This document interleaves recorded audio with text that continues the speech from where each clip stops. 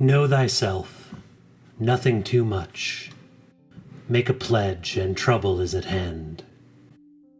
These are the words which greeted those entering the Temple of Apollo at Delphi, one of the most important sites of the ancient world.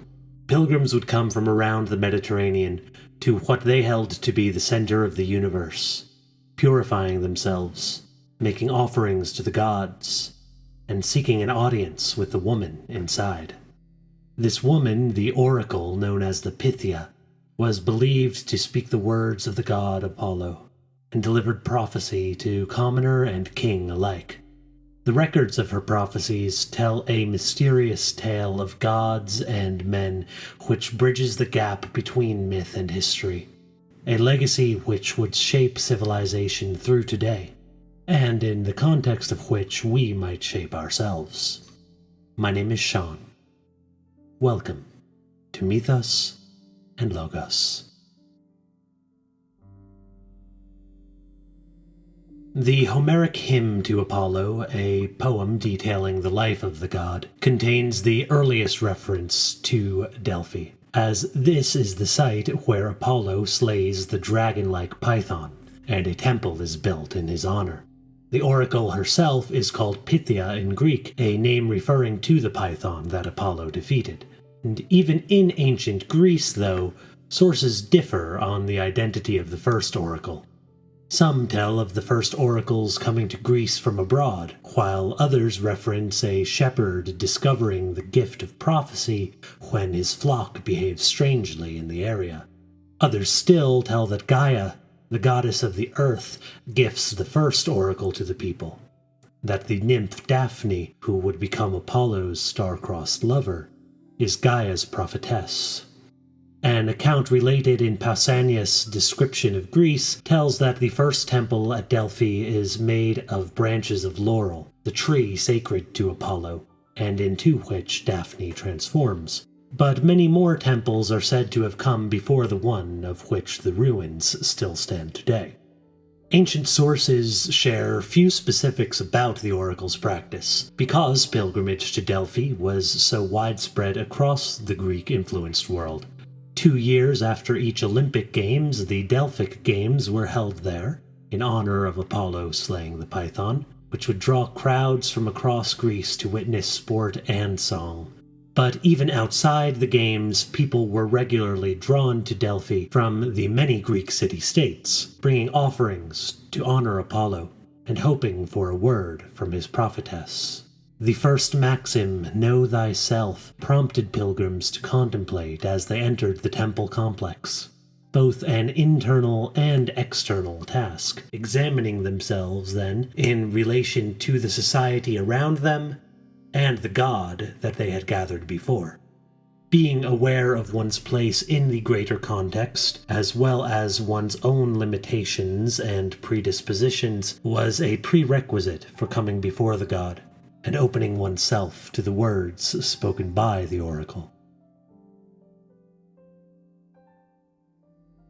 The oracle would prophesy to king and commoner alike, delivering messages from Apollo in ornate poetry that would shape major aspects of Greek society.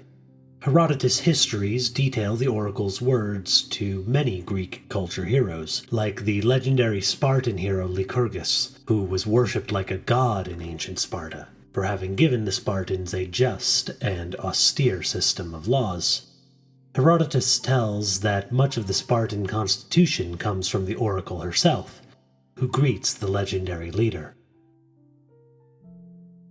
"You have come to my rich temple, Lycurgus, a man dear to Zeus and to all who have Olympian homes. I am in doubt whether to pronounce you man or god, but I think rather you are a god, Lycurgus." But like the ironic prophecies of classical Greek tragedy, the words of the oracle are often cryptic or misunderstood, leading to the downfall of many prone to hubris. Herodotus continues, telling that after Lycurgus' death, the Spartans prosper in their land, but crave more, and consult the oracle about the prospect of invading their neighbors. She tells the Spartans that if they launch the war, they will measure the fields of their neighboring land, The Spartans take this as a sign of impending victory, measuring the fields to call them their own.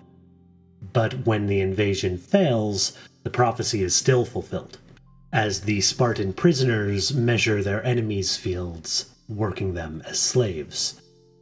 It is only years later, when the Spartans undergo a quest given by the oracle, that they are finally victorious. The oracle delivers a similar prophecy to King Croesus, who comes to her before launching an attack on the Persian Empire. She tells him that if he invades Persia, he will destroy a great empire. And like the Spartans before him, Croesus is emboldened and launches his invasion. Also, like the Spartans, Croesus is defeated. The empire that he destroys is his own. The second maxim, nothing too much, can be easily applied to overconfident warriors like Croesus and the Spartans, but has also shaped the Greek intellectual tradition. Pythagoras, traditionally believed to be the first to call himself a philosopher or lover of wisdom, taught a system of harmony, mysticism, and mathematics, much of which he learned from his teacher, Themistoclea, who served as the oracle. Pythagoras, in turn, would influence the thought of Plato and the golden mean at the heart of Aristotle's virtue ethics. Returning to the oracle herself, though, one particular set of prophecies would cement her authority in the eyes of the ancient Greeks. The chain of events set in motion by Croesus' failed invasion culminates with the Persian Emperor Xerxes launching an invasion of Greece. Both the Athenians and Spartans consult the oracle as they prepare their defenses. The oracle pleads for the Athenians to flee, as even the statues of the gods in Athens tremble in fear. "Wretches, why do you linger here? Rather flee from your houses and city. Flee to the ends of the earth from the circle embattled of Athens. The headlong god of war, speeding in a Syrian chariot, will bring you low. Many a shrine of the gods will he give to the flame for devouring. Sweating for fear they stand, and quaking for dread of the enemy. Yet a wood wall will, by Zeus all-seeing, be granted, a stronghold for you and your children. Turn back and withdraw from the foe. Truly a day will come when you meet him face to face. Divine Salamis, you will bring death to women's sons." The Athenians debate the meaning of the prophecy, questioning the roles of the wooden wall and the island of Salamis. The general Themistocles argues that since the island of Salamis is called divine rather than dreaded, that the Athenian navy, a wall of wood ships, will deal death to the invaders. And so the Athenians abandon their city, waiting to meet the Persians at Salamis. When the Spartans consult the oracle, her outlook is far more grim. "For you, inhabitants of wide-wayed Sparta, either your great and glorious city must be wasted by Persian men, or if not that, mourn a dead king from Heracles' line.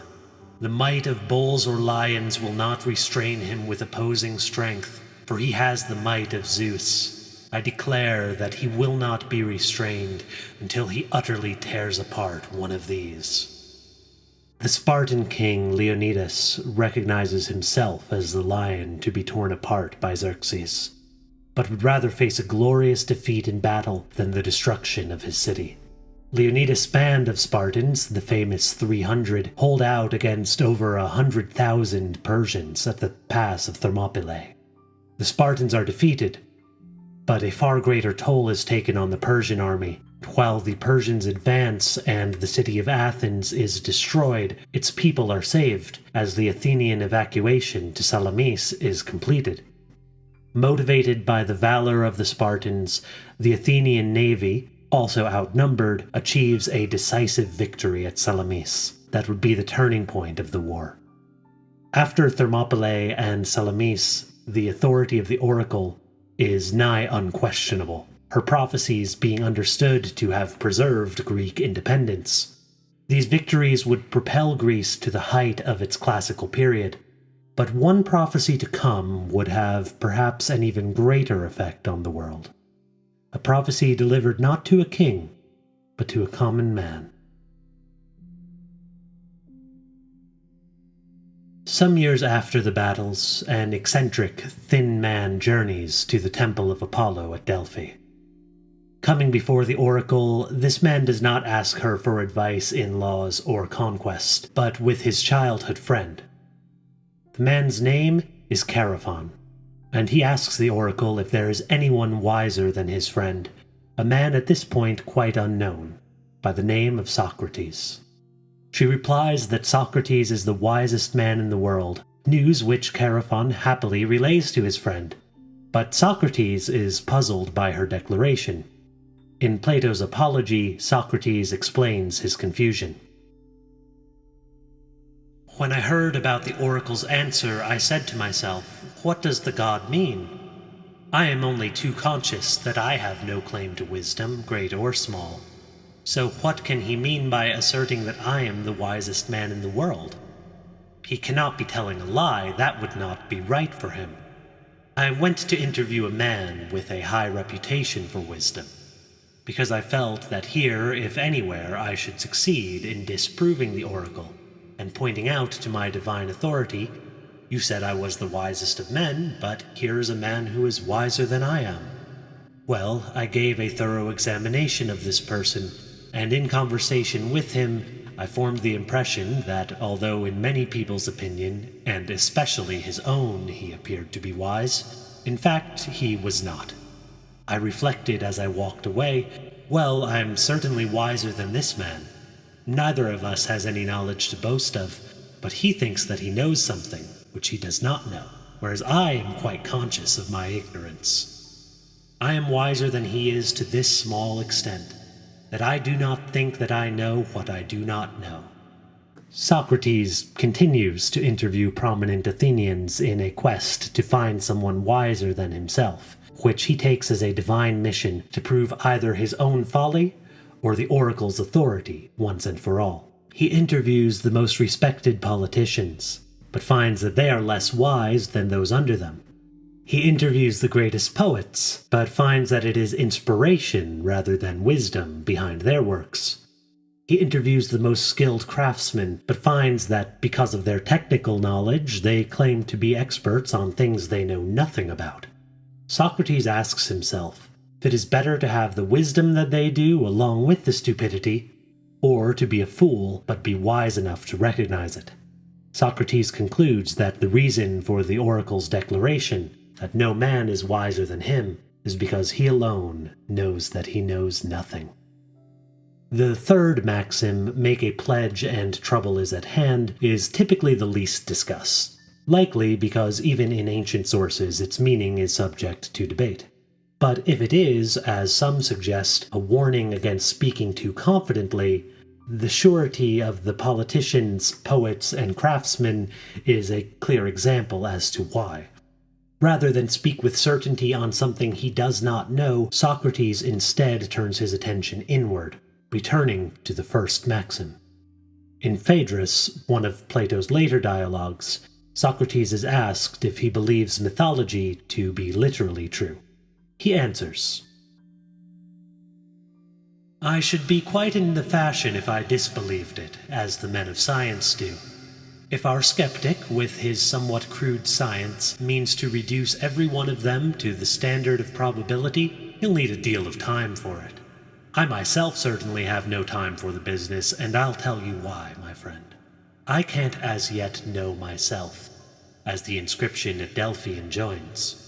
And so long as that ignorance remains, it seems to me ridiculous to inquire about extraneous matters. Consequently, I don't bother with such things, but accept the current beliefs about them, and direct my inquiries, as I have just said, rather to myself.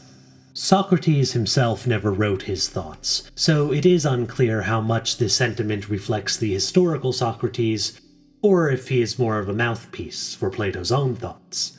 In either case, Plato was Socrates' student, and his writings serve as an early link in the chain of Western philosophy. The chain continues by linking to Plato's student Aristotle, whose works, in turn, serve as the foundation for the poetry of Dante and the theology of Thomas Aquinas over 1,000 years later, along with all of the works influenced by them, and Aristotle was even the teacher of Alexander the Great. Follow the links of the chain as they branch out across time, and one can reasonably trace all of Western philosophy back to the words of Apollo's prophetess, the oracle. Those of us seeking wisdom or guidance often look for it externally. We seek control over the situations and things around us, or answers to otherworldly mysteries.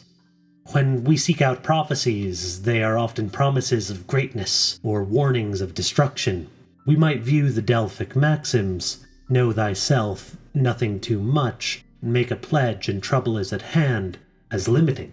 But the history of the oracle's prophecies has shown that their limit is in the understanding of those hearing them. The foolhardy and overconfident like Croesus, who destroyed his own empire.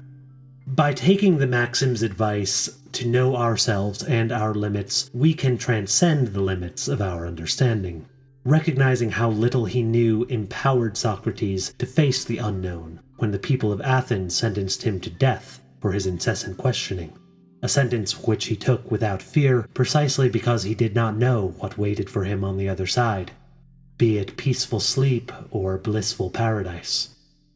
Socrates' mission to question himself and to drive others to do the same continues to live millennia after the end of his mortal life. If we seek the wisdom to transcend boundaries, then we can take the same path, turning our efforts inward.